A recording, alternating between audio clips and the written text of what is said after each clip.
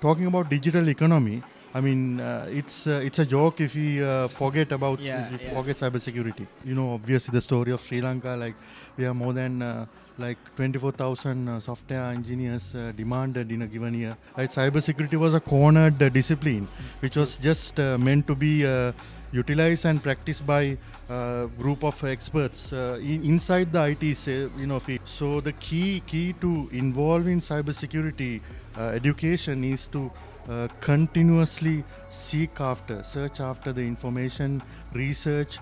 We should not only limit these summits for like professionals who are into cybersecurity. We should, frequently do these summits for the non-cybersecurity community in the society.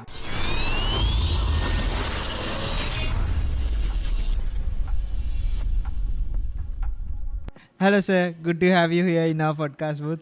Thank you. Thank you for having me. To start off, if you could just give like a small introduction on you and what you do.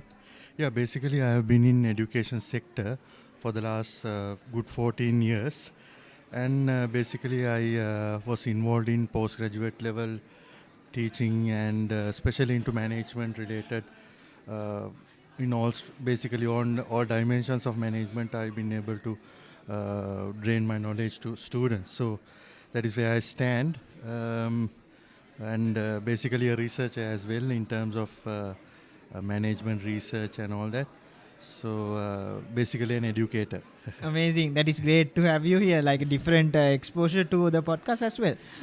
How was like today's summit and what is that few of the key points that you gained from the sessions that been there so far? There was, so thank you for asking that. Basically, coming from a management background, I just badly wanted to see how this future of cybersecurity, which was typically a gray area for a kind of person like me, would fit in. How would that evolve? So I got a good 360 view on what we should expect in the future in terms of cybersecurity. So especially in the terms of in the aspect of AI, how this industry called cybersecurity would evolve into such a level where everything would be AI driven, and we might be in nursing, we might be in transportation or logistics, we might be in insurance, or we might be in another field. But whatever it is, the cyber space, we have to utilize it further and further. So that means, irrespective of our specialties, we should be able to be alert and be highly aware about the cyber knowledge. It should be there should be a some common knowledge threshold that we have to develop for every citizen, rather than good old days. I'm talking about 5 years ago. Yeah. Right, cybersecurity was a cornered discipline, which was just meant to be utilized and practiced by group of experts inside the IT field. Even inside the IT field, there was a small niche who was calling themselves as cyber security experts. So now we have to look at common ground, common technologies, common knowledge upgradation mechanisms that allows the regular cybersecurity knowledge to be drained out to the larger society. I think that is. I was talking about digital economy. It's a joke if we forget about forget cybersecurity. Absolutely. I think you work with a lot of young generation and the kids, who's coming into these fields like digital transformation and cybersecurity. Exactly. What is that advice that you could share with them on how they could embrace this journey and how valuable is it for the future? If you look at a field like cybersecurity, it is basically a very fragile industry, because we could say it's a cutting edge industry with the technology being transformed in a given year several times.